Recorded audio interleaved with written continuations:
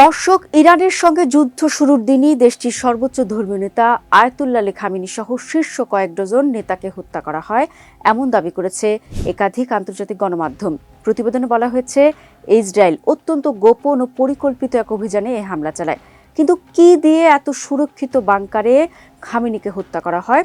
দর্শক, খামেনি হত্যায় Israel blue Sparrow নামক শক্তিশালী একটি ব্যালিস্টিক ক্ষেপণাস্ত্র ব্যবহার করেছে বলে এক প্রতিবেদনে জানিয়েছে নিউ ইয়র্ক পোস্ট। দর্শক, আপনাদের জানিয়ে রাখি, আকাশ থেকে নিক্ষেপ করা এই ক্ষেপণাস্ত্রটি বায়ুমণ্ডল অতিক্রম করে মহাশূন্যে উঠে আবার পৃথিবীতে ফিরে এসে নির্দিষ্ট লক্ষ্যবস্তুতে আঘাত হানে। বিশেষজ্ঞদের মতে ব্লু স্প্যারো ক্ষেপণাস্ত্রটি সোভিয়েত আমলের স্কাড ক্ষেপণাস্ত্রের আদলে তৈরি একটি উন্নত প্রযুক্তির অস্ত্র। যুদ্ধবিমান থেকে নিক্ষেপের পর এটি মহাকাশে উঠে আবার পৃথিবীর দিকে ফিরে আসে। ফলে আঘাতের সময় এর গতি অত্যন্ত বেশি থাকে এবং মাঝপথে প্রতিরোধ করা কঠিন হয়ে পড়ে। এ কারণে অনেক প্রতিরক্ষা বিশ্লেষক এটিকে মিসাইল ফ্রম স্পেস বলে উল্লেখ করেন, কারণ এটি বায়ুমণ্ডলের কিনারায় উঠে গিয়ে তারপর দ্রুত নিচে নেমে আসে, যা প্রতিরক্ষা ব্যবস্থার জন্য শনাক্ত করা কঠিন হয়ে পড়ে। মার্কিন গণমাধ্যম নিউ ইয়র্ক টাইমসের প্রতিবেদন অনুযায়ী ব্লু স্প্যারো ক্ষেপণাস্ত্রটি প্রায় 1240 মাইল পথ পাড়ি দিতে সক্ষম। দর্শক, আপনাদের জানিয়ে রাখি, ব্লু স্প্যারো হলো ইসরায়েলের তৈরি একটি এয়ার লঞ্চ ব্যালিস্টিক মিসাইল, অর্থাৎ এটি স্থলভিত্তিক লঞ্চার থেকে নয়, যুদ্ধ বিমান থেকে ছোড়া হয়।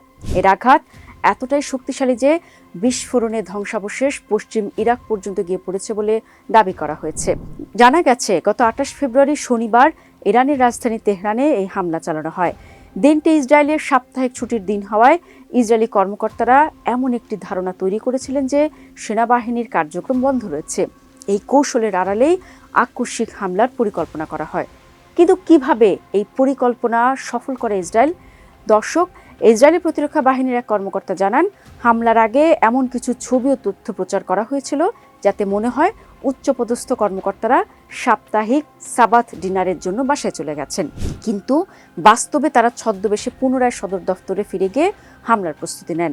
নিউ ইয়র্ক টাইমসের প্রতিবেদনে বলা হয়, শুরুতে হামলাটি রাতে চালানোর পরিকল্পনা ছিল, কিন্তু তেহরানের শীর্ষ কর্মকর্তাদের শনিবার সকালের একটি বৈঠকের তথ্য গোয়েন্দারা জানতে পারলে হামলার সময়সূচি পরিবর্তন করা হয়। ইসরায়েলি গোয়েন্দা সংস্থা মোসাদ তেহরানের কেন্দ্রস্থলে পাস্তুর স্ট্রিটে অবস্থিত খামেনির কম্পাউন্ডের উপর নিবিড় নজরদারি চালাচ্ছিল। সেখানে বসানো নজরদারি ক্যামেরা ও বিভিন্ন গোয়েন্দা তথ্যের মাধ্যমে কর্মকর্তাদের গতিবিধি পর্যবেক্ষণ করা হচ্ছিল।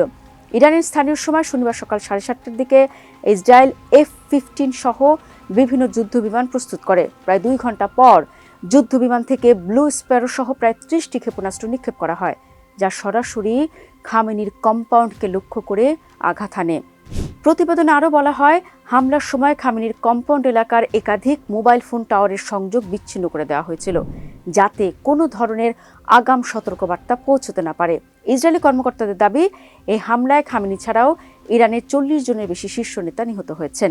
নিহতদের মধ্যে ইরানের সামরিক বাহিনীর কমান্ডার মোহাম্মদ পাকপুর এবং ইরানের সশস্ত্র বাহিনীর chief of staff Abdur Rahim মুসাবি সহ কয়েকজন গুরুত্বপূর্ণ সামরিক কর্মকর্তা রয়েছেন বলেও উল্লেখ করা হয়েছে। তবে এসব দাবির বিষয়ে ইরান সরকার বা সংশ্লিষ্ট কর্তৃপক্ষের পক্ষ থেকে এখনো পর্যন্ত আনুষ্ঠানিকভাবে কোনো নিশ্চিত বক্তব্য পাওয়া যায়নি। দর্শক, এখানে একটি বিষয় পরিষ্কার, এই ধরনের অস্ত্র ব্যবহারের ফলে যুদ্ধের ধরন বদলে যাচ্ছে।